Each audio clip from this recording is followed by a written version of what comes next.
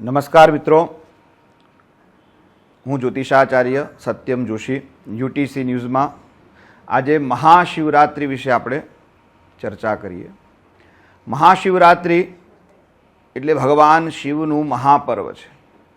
આ વર્ષે તારીખ 8 માર્ચ ને શુક્રવારના રોજ મહાશિવરાત્રિ પર્વ છે અને આ વર્ષનું મહાશિવરાત્રિ પર્વ અદ્ભુત છે.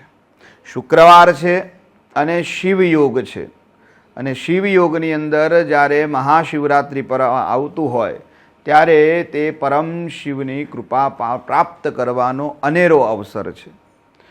ભગવાન શિવ એ જ જીવ છે અને જીવ એ જ શિવ છે અને શિવ થકી જ સંપૂર્ણ સૃષ્ટિનું ચક્રમણ ચાલ્યા કરે છે અને માટે જ શિવરાત્રિનું ખૂબ જ મહત્ત્વ છે.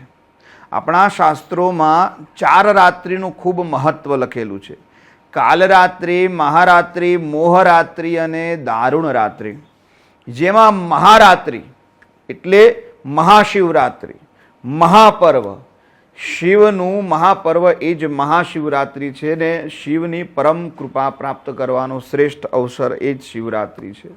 આજકાલ મનુષ્ય જીવનમાં અનેક સંકટો, વિઘ્નો, ઉપદ્રવ આવતા હોય છે.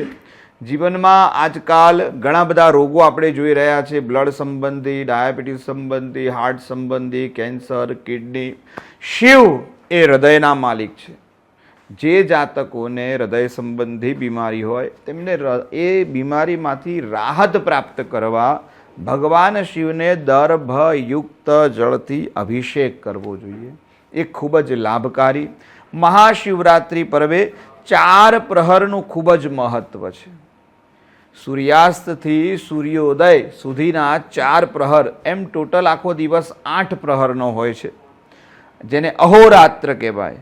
પરંતુ શિવરાત્રિ એ રાત્રિકાલીન પૂજનનું ખૂબ જ મહત્ત્વ છે અને જેથી કરીને સાયંકાલીન રાત્રિના સાંજના 4 પ્રહરનું મહત્ત્વ ઘણું છે.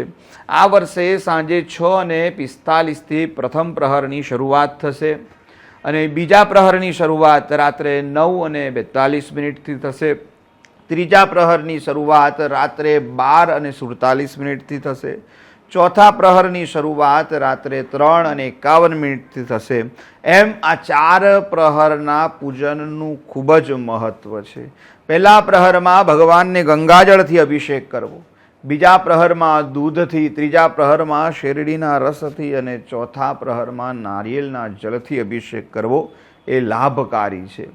અને જે ઘરમાં સંતાન સંબંધી બાધા હોય અથવા સંતાન ન થતા હોય, ગર્ભાશયનો પ્રોબ્લેમ હોય, તે દરેક જાતકોએ ભગવાન શિવને દૂધથી અભિષેક કરવો જોઈએ અથવા વિદ્વાન બ્રાહ્મણો જોડે રુદ્રાષ્ટાધ્યાયી દ્વારા દૂધનો રુદ્ર અભિષેક કરાવવાથી ખૂબ જ લાભ થાય છે. ભગવાન શિવને જે જાતકો બીમાર રહ્યા કરે છે, જેમને શારીરિક ઉપદ્રવ વધારે છે, જેમની જિંદગીમાં વધારે કષ્ટ થયા કરે છે, તે દરેક જાતકોએ દર્ભયુક્ત ગંગાજળથી ભગવાન શિવનો અભિષેક કરવો જોઈએ. એ ખૂબ જ લાભકારી. જે જાતકોને દરિદ્રતા છે, એ દરિદ્રતામાંથી મુક્ત થવા માટે અત્તરથી અને શેરડીના રસથી ભગવાન શિવનો અભિષેક કરવો જોઈએ. કોઈ પણ દ્રવ્ય ચડાવો. ભગવાન શિવને અભિષેક કરવા માટે કોઈ પણ મંત્ર શિવનો બોલી શકાય છે. જો કોઈ મંત્ર ન આવડે તો શિવ પંચાક્ષર મંત્ર ઓમ નમઃ શિવાય, આ મંત્ર બોલી પણ ભગવાન શિવનું જળ અભિષેક, દુગ્ધ અભિષેક અથવા કોઈ પણ અભિષેક કરો તો પંચાક્ષર મંત્ર પણ બોલવો શ્રેષ્ઠ છે. જેને ખૂબ જ સંકટો આવ્યા કરે છે, ઉપદ્રવ આવ્યા કરે છે, તે દરેક જાતકોએ વિદ્વાન બ્રાહ્મણો જોડે અઘોરેભ્યો થગોરેભ્યો ઘોર ઘોરતરેભ્ય સર્વેભ્ય સર્વેભ્ય નમસ્તે અસ્તુ રુદ્રરૂપેભ્ય, આ મંત્રનો જપ વિદ્વાન બ્રાહ્મણો જોડે કરાવવો જોઈએ. એ લાભકારી છે. મહાશિવરાત્રિ પર્વ એટલે મહાપર્વ. આજના દિવસે ભગવાન શિવનું પૂજન અર્ચન, રુદ્રાભિષેક, મહારુદ્ર અને હોમાત્મક લઘુરુદ્ર ઇત્યાદિનું ખૂબ જ મહત્વ છે. તો વિદ્વાન ભૂદેવો જોડે કઢાવવું જોઈએ. અને આપણું શાસ્ત્ર ધર્મો રક્ષતિ રક્ષિત, ધર્મને આધારે જ આપણું રક્ષણ થાય છે. માટે આપણા જીવનની, આપણા પરિવારની રક્ષા માટે શિવ પૂજનનું ખૂબ જ મહત્વ છે. 12 રાશિના જાતકોએ ખાસ કરીને વિવિધ દ્રવ્યો દ્વારા ભગવાન શિવનો અભિષેક કરવો જોઈએ. વર્તમાનમાં જે ગ્રહ ગોચર ચાલી રહ્યા છે એ ગ્રહ ગોચરના અનિષ્ટ ફળમાંથી બચવા માટે અને આપની જન્મકુંડલીમાં જે પણ ગ્રહો ઉપદ્રવકારક હોય એના અશુભ ફળથી રાહત પ્રાપ્ત કરવા માટે પોતાની જાતે જ મેષ રાશિના જાતકોએ ભગવાનને રક્ત ચંદનયુક્ત જળથી અભિષેક કરવો જોઈએ. વૃષભ રાશિના જાતકોએ દૂધથી અભિષેક કરવો જોઈએ.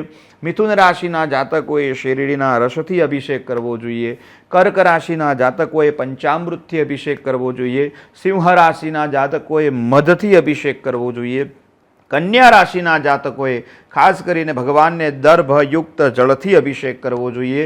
તુલા રાશિના જાતકોએ અત્તરથી ભગવાનનો અભિષેક કરવો જોઈએ. વૃશ્ચિક રાશિના જાતકોએ મધ, રક્તચંદનયુક્ત જળ અને અત્તર આ 3 મિશ્રિત કરીને ભગવાનનો અભિષેક કરવો જોઈએ. ધન રાશિના જાતકોએ ભગવાનને નારિયેળના જળથી ભગવાનનો અભિષેક કરવો જોઈએ. જો એ શક્ય ન હોય તો ગંગાજળથી ભગવાનનો અભિષેક કરવો જોઈએ. મકર રાશિના જાતકોએ પંચામૃતથી ભગવાનનો અભિષેક કરવો જોઈએ. સાથે દર્ભયુક્ત જળ એ શ્રેષ્ઠ લાભકારી રહે. કુંભ રાશિના જાતકોએ ખાસ કરીને ભગવાનને રક્ત ચંદનયુક્ત જળ અને ભગવાનને શેરડીના રસથી અભિષેક કરવો જોઈએ. અને મીન રાશિના જાતકોએ ભગવાનને અત્તરથી અભિષેક કરવો એ લાભકારી રહેશે.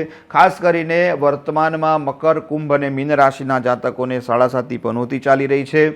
કર્ક અને વૃશ્ચિક રાશિના જાતકોને નાની પનોતી 2.5 વર્ષની પનોતી ચાલી રહી છે.